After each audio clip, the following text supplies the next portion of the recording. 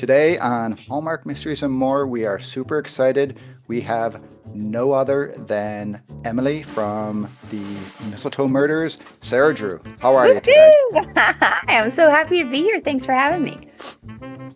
This podcast was created by fans for fans and is not affiliated with or sponsored by Hallmark or the Hallmark channel. I have one thing to ask you, Sarah. Who are you really? You're gonna have to ask Ken. What a I line, know huh? at this point, well, no, I know more than you know because he gave me at the beginning of the season a whole like multiple page backstory. So I know her whole story. And I'm just knocking on wood and crossing fingers that we get to tell more of it because it's really, really compelling and really fun. We've talked about it, as you know, a little bit on our podcast. Is basically for the last month, this has been our main focus. And we've said it is just the acting, the writing, the production, everything of the series is so stinking good. So Thank you we so cannot wait. much. Oh, thank you. I'm so proud of the show. It's fun. We had such an amazing time working on the show. It was 10 weeks out in Toronto and the cast and crew dynamic and along with the execs and the producers and showrunner. It was like a giant love fest. We laughed and cried tears of joy and had such a beautiful time together. And sometimes you have a really magical time on set and then you see the final product and it's good, but it doesn't match how magical the shooting experience was. But when I started to see the cuts come in for this show, I was like, oh my gosh, the quality of the show matches the magic we were feeling. And that's when you know you're just living your dream. That is awesome. Well, we cannot talk to you without discussing Grey's Anatomy. So, how would Dr. Amy Kepler do in the Hallmark universe, do you think? Okay, April Kepner. Who did, who did I say? You said Amy Oh, Kepler. I even have in my notes it's You're doing great. April. You're doing great. It's okay. I don't Jeez. hold it against you. I know the Yeah. people in your life watch the show, but Yes, it's yes. fine that you don't. I know I have it in my own like note and I still read it wrong. How do you Uh, think April would do in the Hallmark world? yeah, yeah. Because my daughter filled me in and her little love life is a little roller coaster, shall we say. Oh, totally. Look, I would love a little bit of April Kepner's roller coaster stuff to come into the Hallmark world because what I love so much about Hallmark is that when you settle in to watch it, you know that at the end everything is going to work out. There's a real sense of comfort and peace, and it will take you on a ride. You'll go up and down and all over the place, but at the end, everything is going to be okay. April, her story did wind up okay. She took a lot of traumatic roads, but I like allowing some of the reality of life enter in, as long as you know, which is what Hallmark is so good at, as long as you know that at the end there's going to be repair after all the ruptures that you've been through. And for an actor, it's more fun to play all the twists and turns than to have just sort of a one dimensional trajectory. Okay. But that's what's been so fun about playing Emily Lane because she has a lot of layers like April Oh yeah. Kepner did. My daughter works over at the EPA in Boston, and when she heard you were going to be on, she told her friends, and they all got, because they're all Grey's Anatomy fans, they were all crazy for it. My niece is great and all into it as well. And I have to thank you because this is the second time in my Hallmark podcasting existence that I've actually been cool in the family. So I've got some street cred growing now. So thank you. You're welcome. And I told them they could ask one question, and the Oh, question they have for you is there any possibility that April could ever come back? of course, but I'm not interested in going back full time. But I would definitely. I've been back a few times since I left, and I've had an amazing and wonderful time. I would come and do a couple episodes, a little arc or whatever. But as far as coming back and kind of being locked in, I don't think I think I've done what I need to do as April in that capacity. So yes, I would come back. The door is always open, and from my perspective. But I'm doing too many other things I'm too excited about to lock myself in over there. So you just go back and interrupt a wedding, ruin the wedding, and then walk Totally. off. Yeah. Well, Drop no, drop that the was mic. Jesse Williams. Right. I know, but you're spinning it around. Okay. Exactly. Perfect. Okay. You were in a couple Hallmark movies that really resonated with me personally. The first one, Guiding Emily. And by the way, nice name that I think from now Emily. on, they're just going to give you Emily for all your characters, Yeah. make life simple. But she was dealing with the sudden loss of her sight.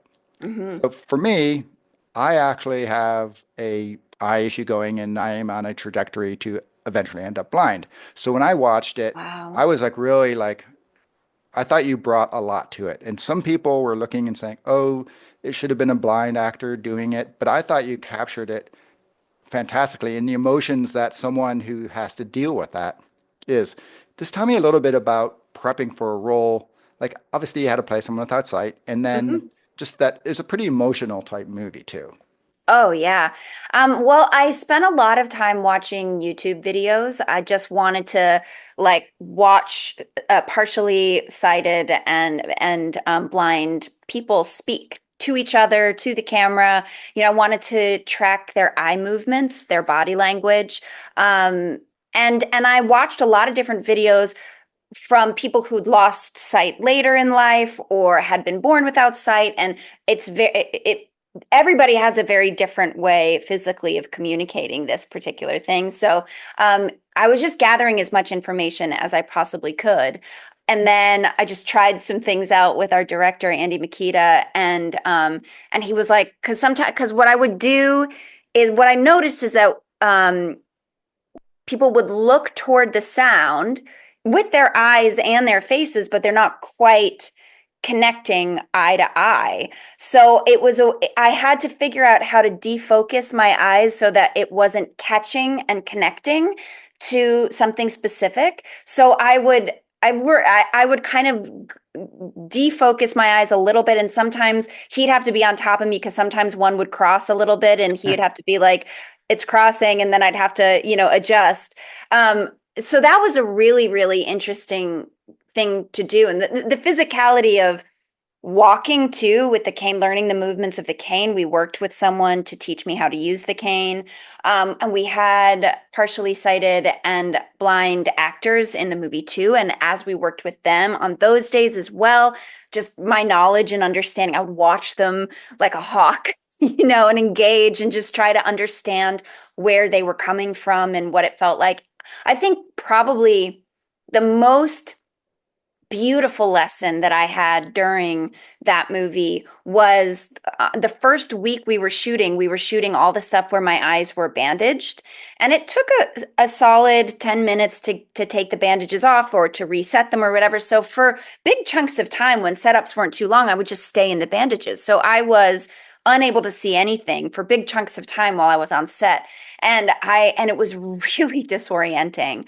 And I had sort of a firsthand experience of how isolating it can feel when you don't have your sight anymore. You're missing so many conversations that are happening that happen through eye contact or little looks or unless someone or people are specifically including you and actively bringing you in to the conversation verbally, you can feel so left outside. And I remember experiencing that so intensely. And I was the star of the movie, so everybody was working extra hard to keep me involved, and still I would feel isolated at times. So it was a really, really it expanded my empathy towards that community in a really big way. And I found that when we did work with the members of that community, I tried my very, very best to always verbally include them in every conversation so that they never felt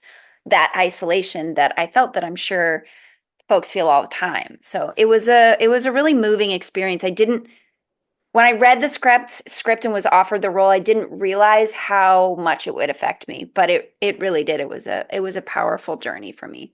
That was an amazing story because yeah, like I say, I sit and I think about it a lot and but you're right, the conversation about being in a group conversation about how much nonverbal is actually taking place. And if you're just sitting there, wow. You can very and like I mean, I witnessed it too when we were just hanging out with other cast in our chairs, and people are just sort of joking around or showing each other something on their phone or whatever. And if you're not actively verbally including the person into the conversation, they are completely left out. And I witnessed it happen a few times, and then I would just sort of try my best to engage Right. or bring them into the conversation, because I just was like, oh gosh, this is so intense. This is such an intense experience. Speaking of intense experiences, another one you're in is branching out. So you're Yeah. not going for like the light here, right? We're going into No, the big, I'm very heavy specific issues. on the I've I love um all of the things that I've gotten to do at Hallmark. I have very specifically chosen them because there've been things that I've been offered that I've turned down because I want the stuff that I can really, really, really sink my teeth into. So yeah, branching out was another one and was with a director that I adore that I'd worked with before too. So I knew it would be awesome. For me, it really resonated, particularly one scene. I'm adopted, and I went through my whole life never wanting to be found or go find, right? And then a few years ago, through the DNA thing, I accidentally left it open so I could be found, and a cousin, a birth cousin, tracked me down and found me. Wow. And I was like, uh-oh, don't want this because I was very happy with my life. But then she said, oh, I have a sister. And for some real weird reason, I never imagined having siblings. I knew I had parents, but it just never dawned on me that they would ever have another kid, right? And Right. so Yeah. silly. Yeah. But what happened was I became intrigued about wanting to meet this sister, but that was it. But the cousin was like so excited and this a big family and just started overwhelming me with like, oh, you can come to the big family reunions, this, that, and the other. And I'm like, I don't want this. I have my life. I'm Yeah. there. And so in the scene there, you experienced that. And I think some people may have thought you were being off your character, not you, but Yeah. was being a little off-putting because you're like, no, I don't want this. But for me, being someone who went through that, that was so completely spot on to the Mhm. emotions that someone Mhm. goes through during that. So once again, like I don't really have a question, I guess, but just for you for being in that role, which is once again a pretty intensely emotional role. How was that? It was a beautiful experience. I think the thing that I connected with the most that I think plays into what you're talking about is that for Amelia, she had been raised by a single mom and had been sort of taught her whole life that we are a family. We're not lacking because it's just the two of us. Just because our family looks different than other people's families that have siblings and another parent doesn't make our family any less than. And so she was really wanting to live into that truth with her daughter. And so when her daughter started to ask about it and wonder and then is now like falling madly in love with this big, crazy, chaotic family, it makes Amelia feel like, oh gosh, maybe I'm not enough. Maybe this whole thing that I was living was somehow a lie in some way, and maybe my mom failed, and maybe I'm failing, you know. And I think that that is inherently not true, but those are the fears that run through your mind. And I think as a mom, I have felt the fear of failure, the fear of not being enough for my kids, of not being enough for all the different avenues of my life and all the different shades of my life I live in. So I really understood what that was. So I think she was sort of like overwhelmed by this sort of like assault of love, Right. you know, go and because she was so afraid that then her child would be like, you mom, you are not enough and you've never been enough. And that is so heartbreaking, right? The thought of that is so heartbreaking. So it was an interesting journey to have her kind of start there and kind of work through the fear of that and then come out the other side and be like, actually, there's room for more. Doesn't mean that we're less than, it just means that we can expand, you know, we can Okay. branch out. Exactly. Well, before we dive into our questions about mistletoe murder, I'm going to ask a couple quick icebreaker, not super deep, but what is your take on pumpkin spice? I I love a pumpkin bread. I love a pumpkin muffin. I love a pumpkin pie. I don't like pumpkin coffee. I just think it's nauseating. I just feel like pumpkin spice needs to stay in its lane and it doesn't need to go everywhere. I don't want it in a candle. I don't want to smell it everywhere. Live in a pie, live in a muffin, live in some bread. We're good there. Perfect. Perfect. Now, what is your favorite Christmas movie of all time? I mean, there's so many that come to mind. Um, And okay, so I'm gonna name one that isn't like a full Christmas movie, but it is the one that has always resonated with me the most, and it's the most nostalgic for me. And it actually was the movie that inspired the first script I wrote as well. And that's While You Were Sleeping with Sandra Bullock. I love that movie. And it's not fully a Christmas movie, but it is a rom-com that lives at Christmas. And it gives me all the feels. It makes me laugh. It makes me there's this the beauty of someone who is lonely and then finds belonging in this wonderful family through so many wild twists and turns. I just it is such a delicious movie. I love it so much. You're the guest. You can define what Christmas movie is, so Yeah. it works for me. It's a great movie. Now, this may get a little controversial. I promise I wouldn't be there, but I realize I have to be. Well, I already was with pumpkin spice. When is the appropriate time to put up Christmas decorations, and when do they have to come down by? So I just feel like everybody should live their lives. If putting a Christmas tree up in September brings you joy, then put up a Christmas tree in September. That's fine. What my family does is we wait until the weekend after Thanksgiving. That's what we've started doing. We now, since Spirited, the movie on Apple TV came out 2 years ago, that's a huge fan favorite in our home. Since that came out, we now have a new tradition of decorating the tree with Spirited on. My husband makes us Manhattans, and it's my favorite thing. Um, in terms of, so here's the other thing is I all the Christmas cards I get, all the like pictures, we get over 100 a year, something. We lived in a lot of places and have a lot of people in our lives. And I tape them to the front of the fireplace, the mantle all the way around the fireplace. Those Christmas cards stay up probably until May. I'm not kidding. May? But the lights and the tree, all that stuff comes down probably second week of January. I'm just laughing at your choice of Christmas drink. You're supposed to be, oh, it's the hot white hot chocolate with No. Give me a lime Manhattan. infused thing, and instead you're taking the Manhattan. So Yeah. okay, well maybe if you'd had Manhattans with Sam, you wouldn't have gotten in that little fight. Send Maybe him it had away. loosened him up a little bit.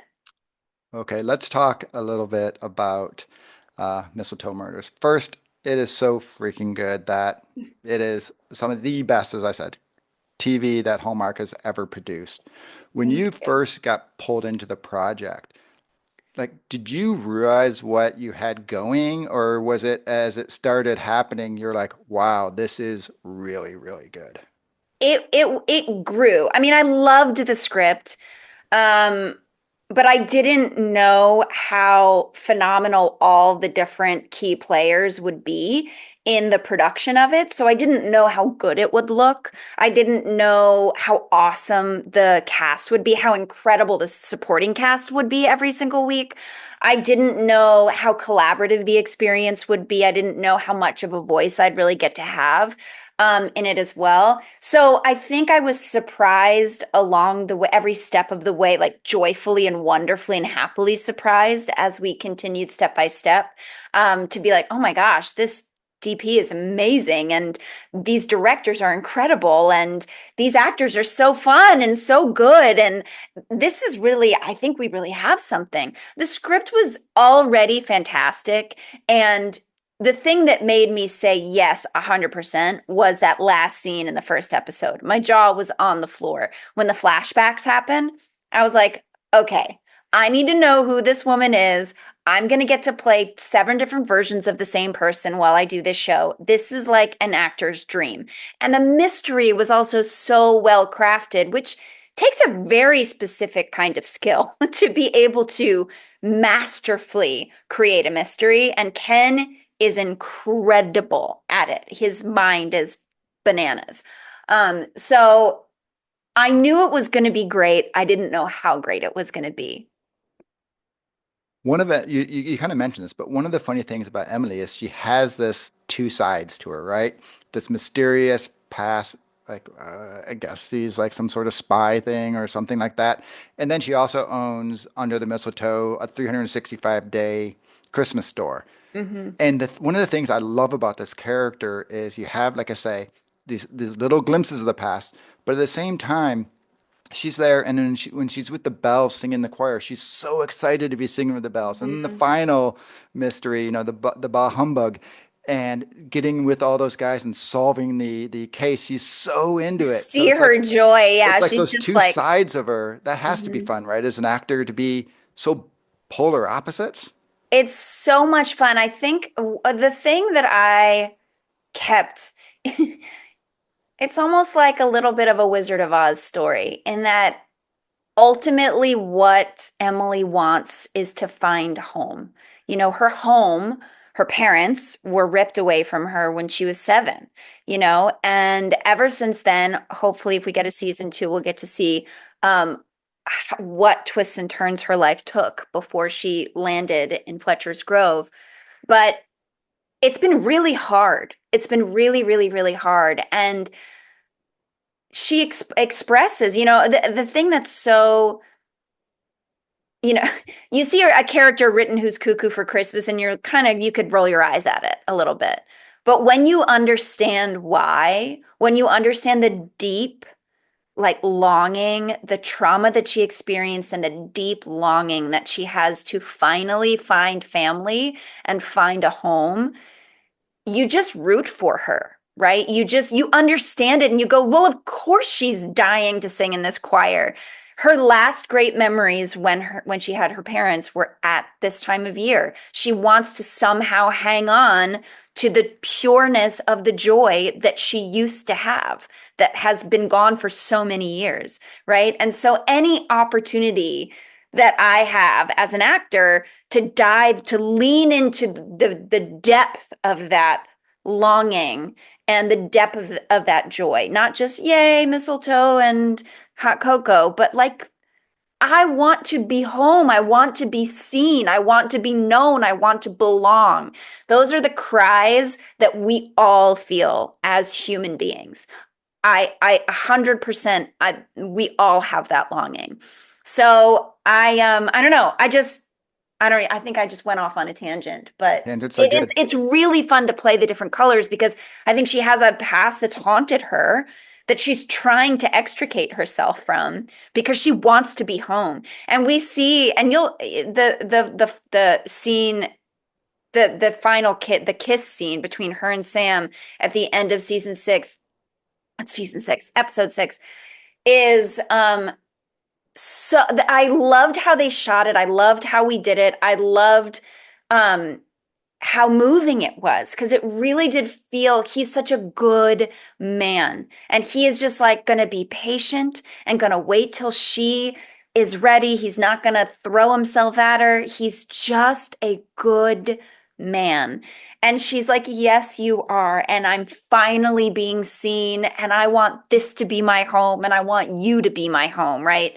And then, of course, we blow it all up to give a cliffhanger. So, talking about, like, I was going to say earlier on that the end of or episode, I'm now with you, Yeah, episode I know. 4 with the Please let bells. us have 6 seasons.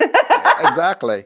But when there was that scene with Emily and Sam where he's like, okay, I misread it, and then Yeah. Emily becomes all of a sudden totally vulnerable. I was Yep. gonna say, wow, what an ending.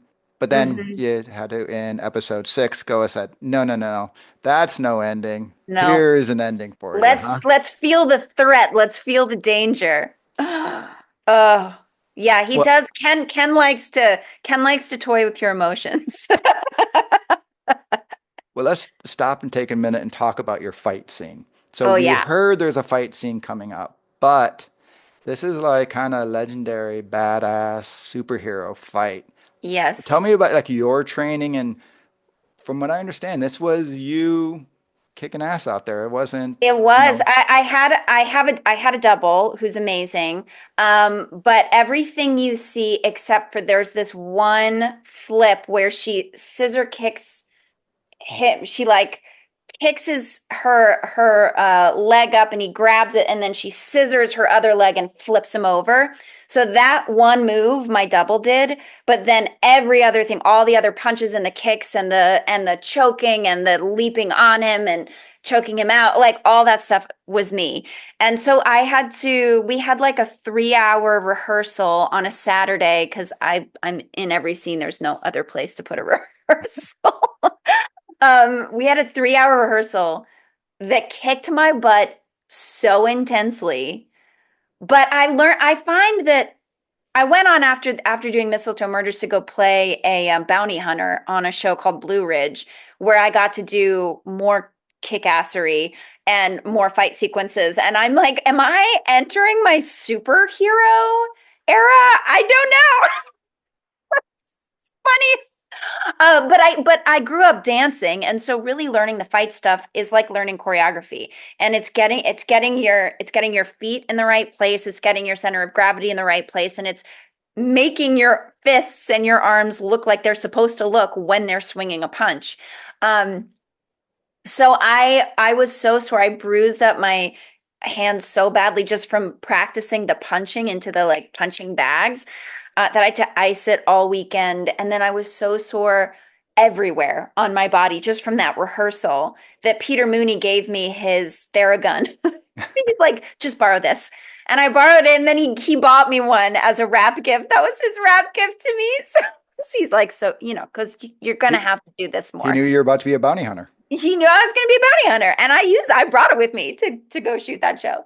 Yeah, it was hard work, and I definitely felt it in my body, but it felt so good to get it and to nail it. It was really fun. That's awesome. If you had to give up this whole acting thing, what do you think you would be doing? Would you be opening up your Under the Mistletoe store, or would you be going out and becoming an international sleuth? Not a sleuth. I'm not good at puzzling. That is not a gift that I possess. I don't have the patience for it. Um, I get frustrated and irritated at it when I can't figure things out. My son is, my husband is, my mother is. Like at Christmas vacation when everybody's hanging out, it's like they're all doing crosswords, and I am not. um, You're punching a bag? no, or jumping on a trampoline or something. I'm it's hard for me to imagine. I wouldn't pick either one of those things if I were to do something um, else. It's hard for me to imagine doing anything besides some form of make believe and storytelling because that is the like core of my being. Okay. Well, we'll say you'll stay in acting then. Yeah, We'll and just keep that. writing and directing and producing, just all the things. And sing, that was you. You were singing, right? In the bells? Yeah, yeah. Okay, that's what we thought. Where all of a sudden you did, and we're like, dang, she can sing too. You were quite good at that. Thank you. I grew up doing musical theater, so I was very excited when they were like, "Hey, do you sing?" I was like, "Yes, can I?" Yes. Peter was not as eager to sing as you were. He's He has a really nice voice, though.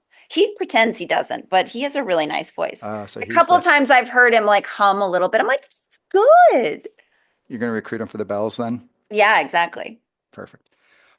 Well, what was in going through all this, there was a lot of different things that took place. So even though it's only 6 episodes, it still was a lot of, things that took place. What was your favorite scene of all six? It's a good question. Honestly, just because of how vulnerable and tender it was, and and like just the joy of working with Peter, who is so good and so present, such a phenomenal acting partner and friend, was the end of episode 4. That scene where I shed the layers and tell him the truth for the first time. I think that scene, it was really moving to work on and to perform, and it cracked these characters wide open in a way that felt really beautiful. And I felt like we felt while we were shooting it that it was a special scene. um so yeah, that's probably my favorite of the although, okay, so I'll say that. And then the most fun um is the like montage while we're trying to solve Yes. the riddle with all of us in the room, when in our like Scooby-Doo crew. That was, I didn't understand on the page how much fun that would be. And I think I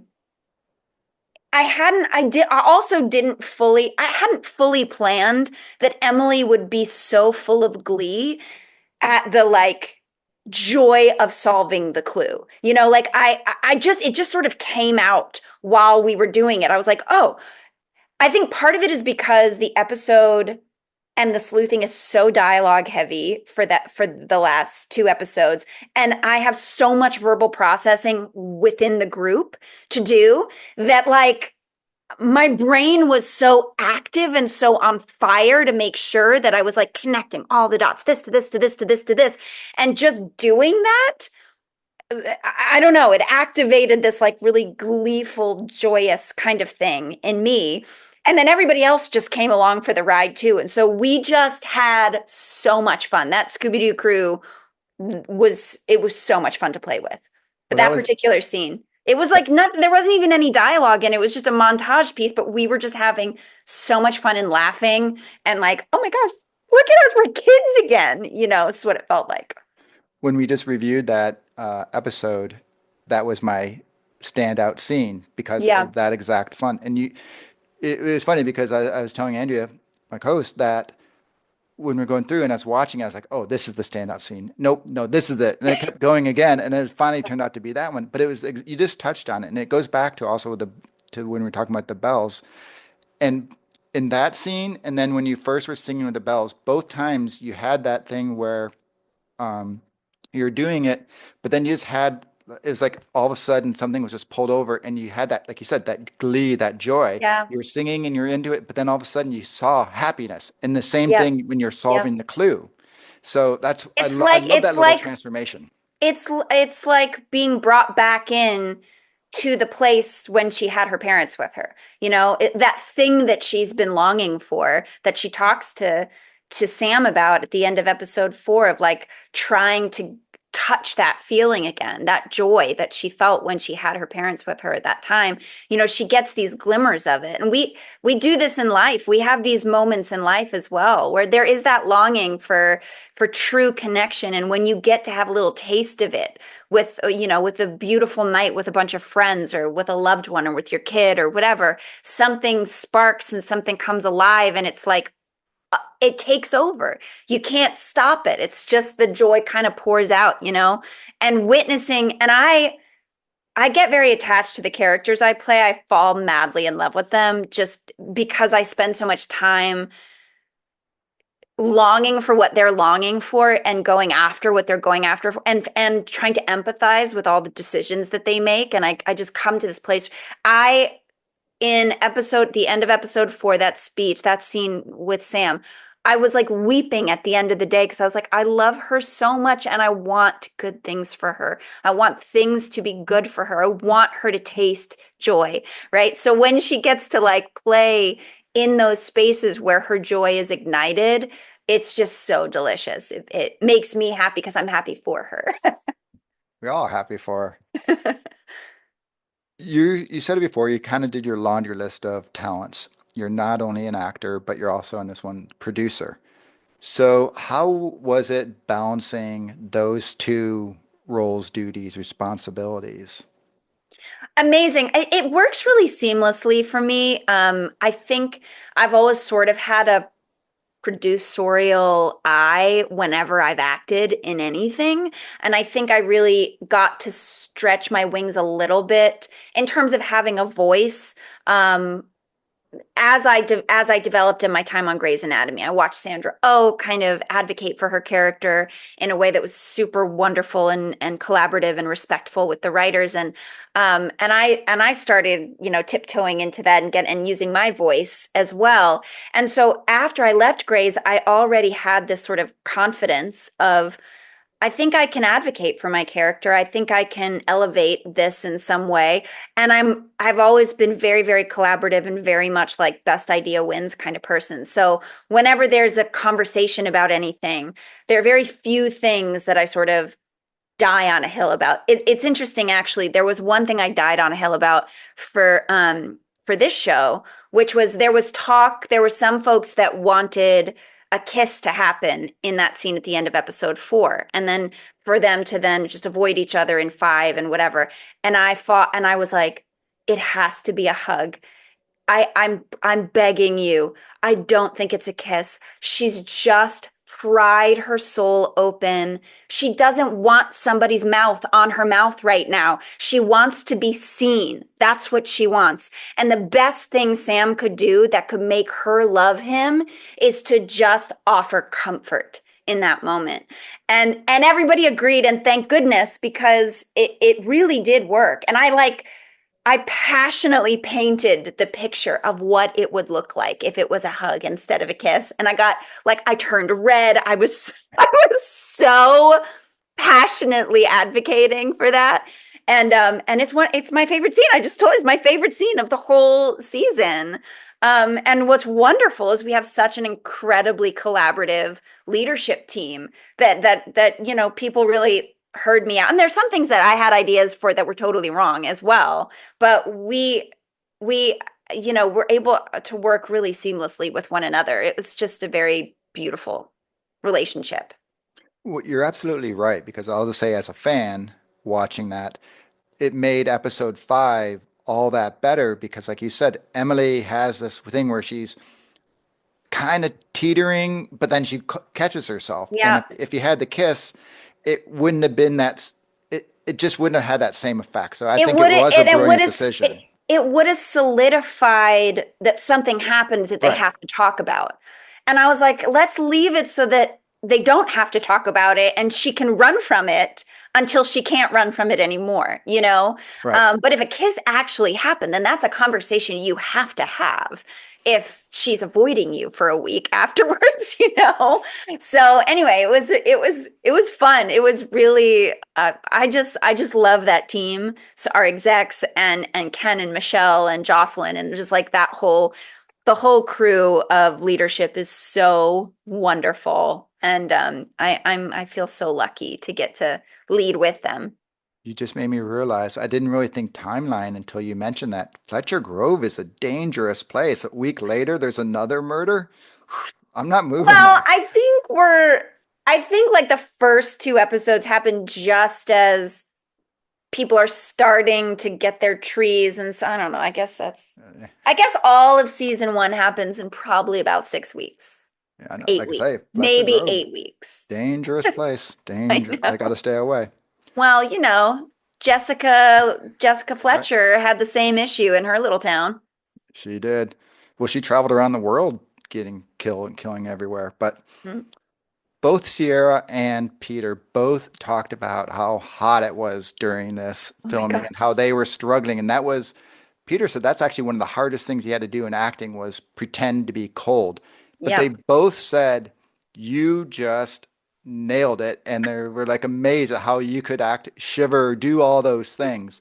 So what was it that allowed you to so effortlessly freeze on a 88-degree Toronto day where they're like, come on, I'm sweating trying to be I cold. think it's really a mind over matter thing. I mean, I've been put through a lot of different crazy weather situations while performing on Grey's Anatomy. I remember like freezing in the pouring rain for like 10 hours, just wet and cold at night for 10 hours while acting and having so much medical jargon to say, right? I think your body trains in the same way it trains in any kind of other way, that you just go, once action happens, it's mind over matter.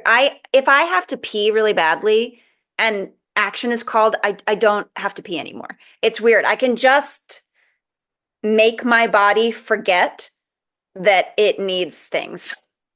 Now, how long is like an actual scene before you can finally Yeah. like No, I we're mean, talking like 15 eventually, minutes, right? the thing is, if we stop and then there's a lot of waiting around, all of a sudden it's like horrible and I have to go again. It's just that like Right. it's the same thing with I've had anxiety in anticipation of walking into an audition room, right? But then as soon as I'm in the room and saying the words, there's zero anxiety. It's just 100% I'm in it, right? I think I just click into gear and I forget, or I just tell my body to forget. I had to jump into a freezing cold lake or run into it in a bathing suit in a scene in Ottawa it was the tail end of winter. That was very cold. And once I got in there, I'm like, I'm doing this. It's happening. I'm doing this. There is no other option. I'm doing this, and then you just do it. I also have done the winter movies in the summer before, and I've gotten used to the like shivering, like walking into the room and being, or like walking up to like just a little body thing just to inhabit. And it comes across. It's funny. I don't know. I have just a weird mind over matter thing. But it's not to say there was one scene, I had a scene with Zarin, I think. I think her name is Zarin. She in the first episode, she played what's her name? The Oh, pregnant Lizzie. Lizzie. She played Lizzie. We had the scene that we had to do outside the daycare.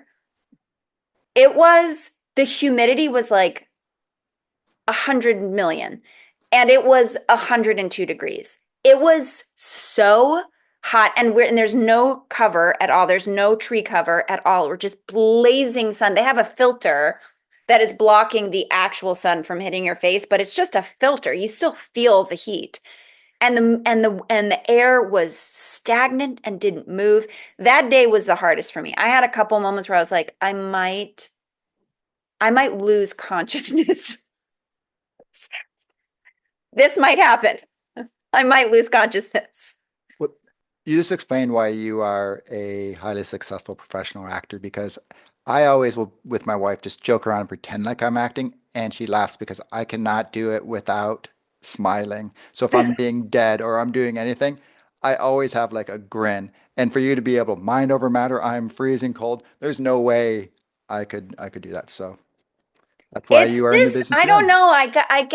It's always so interesting to me. Sometimes you work with all kinds of different actors, and I have been in this industry for over 20 years. So I've worked with every different kind of person you can imagine. And the people that kill me are the ones that just sort of half-ass it and kind of don't come prepared or don't really care about the words they're saying and just try to get through it and get their paycheck and go home. And I'm like, do you understand what you get to do? You're getting paid to pretend. This is so cool. This is so much fun. This is the actual dream. You are actually living the dream. How? I don't know how to ever half-ass or not give like 1,000%. It's not in my wheelhouse.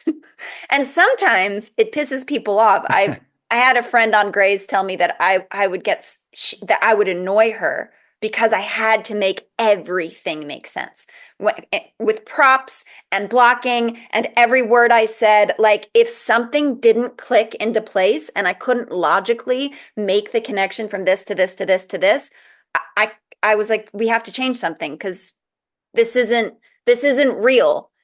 if I can't logically take these leaps, how do I get from point A to point B? You can't just tell me because I said so as the director. That's not going to work for me. Well, I can help you sleep better at night. And as you know, we've pretty much talked to everybody associated with this movie now, right? Or the series. And everyone, when we were not recording, so it's not just saying it to be on camera, said how absolutely amazing you were in your Oh, producer role. And like you were such a generous producer. And they gave examples how sometimes actors who also produce are more like put it on me, and how you were always what's best. And so everyone validated that you were there. And that oh, was off air. So they that's were so being sweet. real. So That's so nice to hear. Thank you. I speaking really of, love what I do. I mean, that's the thing. It comes fully out of just sheer delight and joy in the process of storytelling. It's my happiest place to be on set and to be telling stories. So it's yeah, that's it's just joy. It's like Emily solving clues. That's me on a set. Like, what was it like having Sierra there, who ugh, is with you, who's, like you said, best. 20-year career, Peter, 20-year career, who are very, you know, very seasoned. And this is her out of the gate type performance. She auditioned for Anna, got elevated to being essentially 1B role, and she just killed it. She is so good in that. And the So good. dynamic between the two of you and her and Sam is so good. What was it like having such a fresh, young talent? It was so joyous and so lovely. She is such a beautiful human being on top of being so talented. And I mean, she walked in with such incredible confidence and grace and joy and excitement to learn, like a sponge. Like what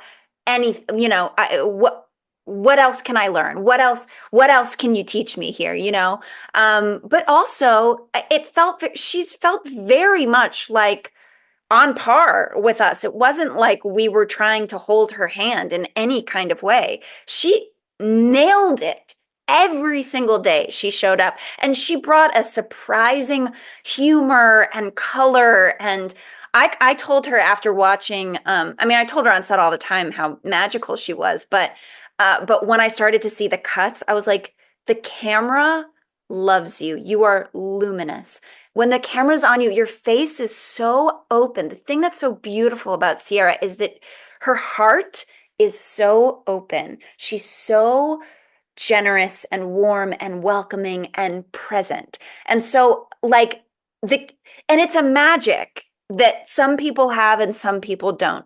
It's like she glows. I don't I could go on and on about Sierra, but I think we all benefited tremendously from having her on set, and will benefit in years to come. Knock on wood that we get more seasons. I adore her. We She's we amazing. only say we are. We put it up positive in the universe. There's no Yeah, doubt we are. yeah.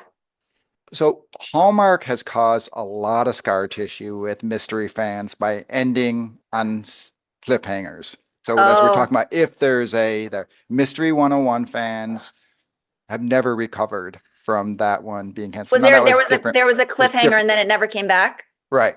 Oh, And now there's reasons why an actor left and all sorts of things there. But Cut Color Murder, another mystery, ends on a cliffhanger. They never made another that's one. Ryan Since McPartlin's. He's one of yes, my really good friends. He developed that from the beginning. and we're all waiting to what happens. There's no possible way Hallmark can end another mystery on They a can't. cliffhanger. They just We're literally just gonna say that they they can't. can't. We're just Right. gonna say no, thank you. So it just has, like I said, it We has need to to happen. know. We need to know who Emily is. We need to know that she's gonna be okay with Sam.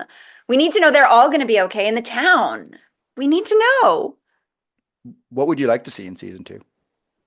I want to see more of her backstory. I want to like I want to spend some more time in flashbacks and really get to know the twists and turns that brought her to where she is. Um, and then I mean I want more romance. I want more drama. I want more of the brilliant mysteries that Ken creates. I want more of all of it. I want more comedy. I really loved our episode. I mean, I love all of our episodes, but 5 and 6 were my favorite because it felt like it had a piece of every genre there is. It was like adventure with the Scooby-Doo crew of it all. It felt nostalgic in that way. There was mystery, obviously, with all the sleuthing. There was like heart pumping romance that just felt so lovely. There's comedy. It was such a funny 2 episodes. I think there were just so many colors that and the first 2 full mysteries also had elements of those things as well, but I think once we get into 5 and 6, we get to see like so many different colors. So as well as like the adventure of the fight sequence, more badassery. So I want more of that. I just want more of that. I think there's so many places this could go, and there's so many fun things. There are really fun stories we could tell about Emily's past too. So I think it'll be fun to dig in if we get to. As you said, there's places to go. Do you think this needs to be a holiday timing type one, or could it be, do you see it being able to be in May and June, It could be whatever? anywhere. I've heard you guys talk about it on your podcast. It's like, why Oh, not? Totally. There could be more. There's also like there's a huge push of like Christmas in July. So why not actually shoot summer for summer and have like that would be fun. Do a little section in the summer and then come back for the holidays. Just do like a two-part series. okay. I think I'm going to write a sternly worded letter to Hallmark and tell them to put you in charge of all programming from now on. You are now the queen of Hallmark Plus. I love it. Well, so one of the things I have to say is my favorite line, I think, of the entire year, forget Hallmark, just movies in general. And I talked to Game Ken about recognizes this. game. Yes. Like, how awesome was that? Like, I use it in It's my real so life good. now. I seriously use it all the freaking time. It's awesome. It's so good. It's such a good line. I love it. And it just tells the whole, he's like, I love that. What does he say? Something like, it doesn't tell me anything, but I love it. Right. It doesn't tell you anything, but it tells you everything at the same time. And then you're talking about the comedy, and there's a lot of it with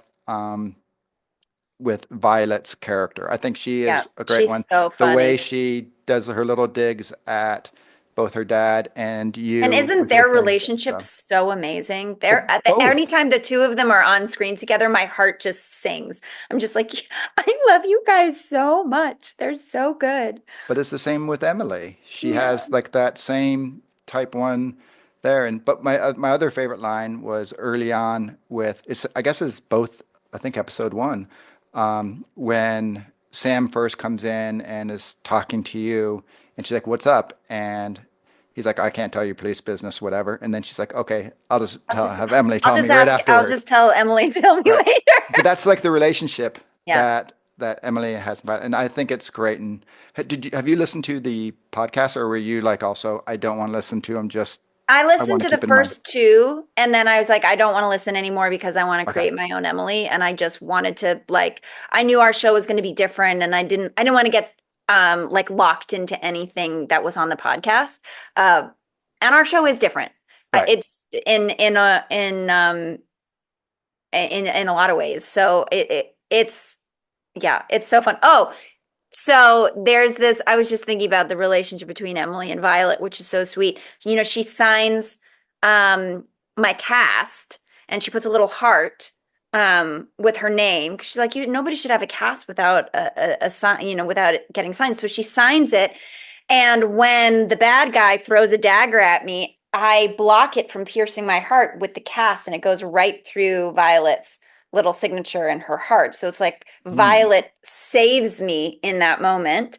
And then in the kiss scene, when I first come up to Sam and touch his hand, I'm doing it with the cast. And there's a really beautiful shot of me like touching his face, but Violet's name is in a heart, like on my hand that I'm touching his face with. And so it's like, you kind of get this beautiful image of this could be this really sweet family if it doesn't all.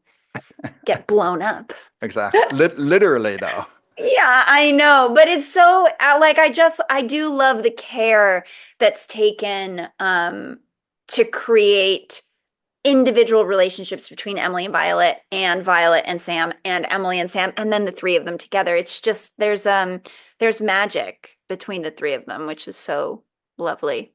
Well, I had this conversation with the others, and I have listened to all the podcasts as well as this, and the podcasts are so good that you can't help, and this is I imagine why as an actor, because they've all did the same thing, where Yeah, listen to the first, and then I don't want to listen to more because I don't want to be whatever influenced, yeah. influenced by them.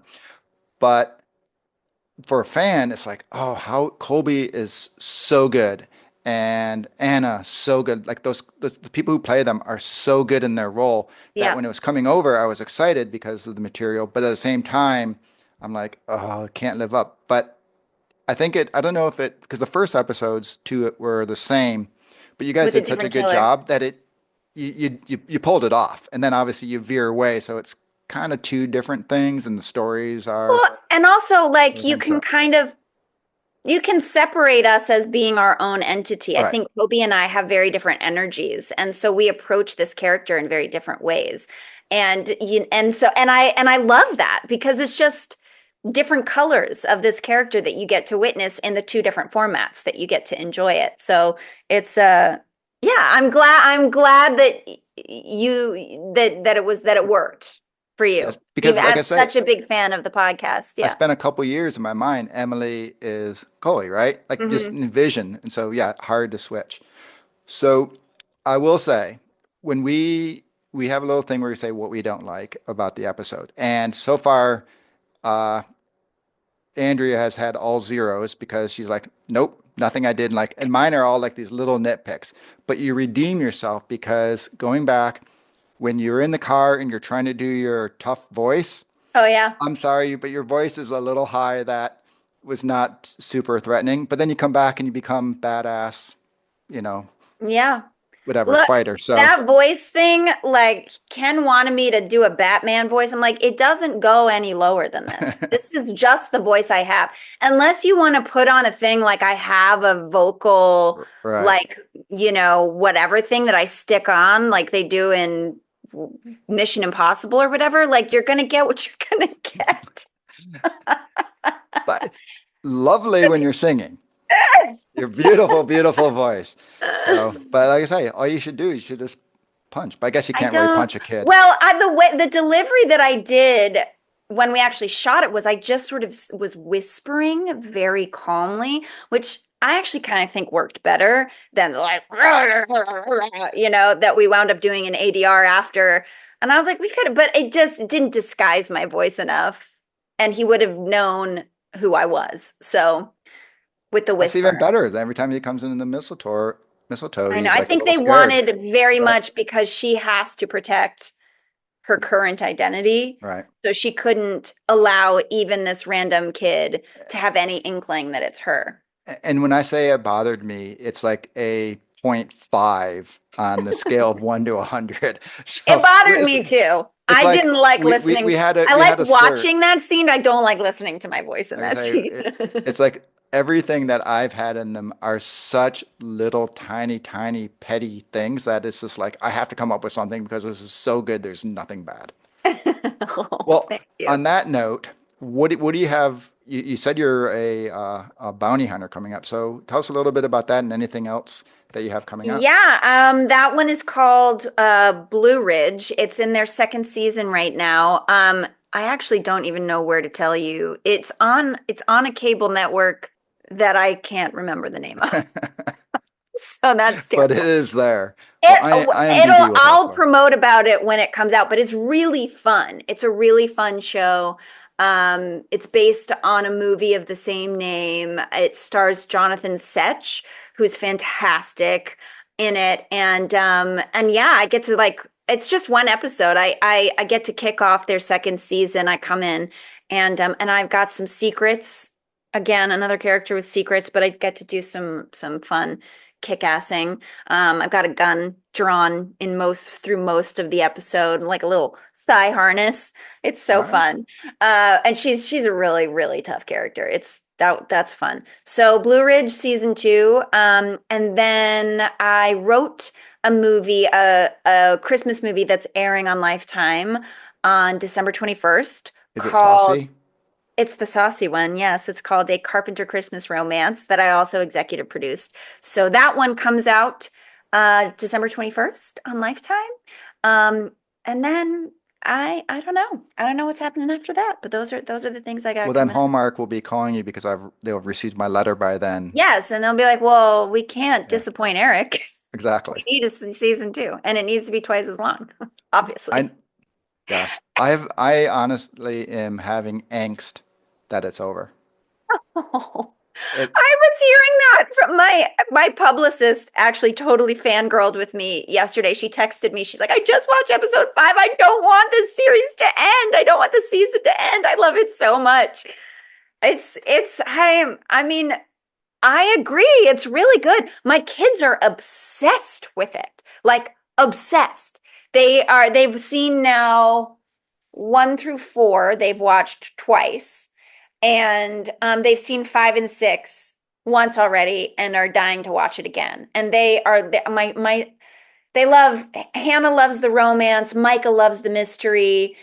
They both love the character stuff. They love all of the actors. I mean, Micah's trying to solve the crime the whole way through. It's so fun.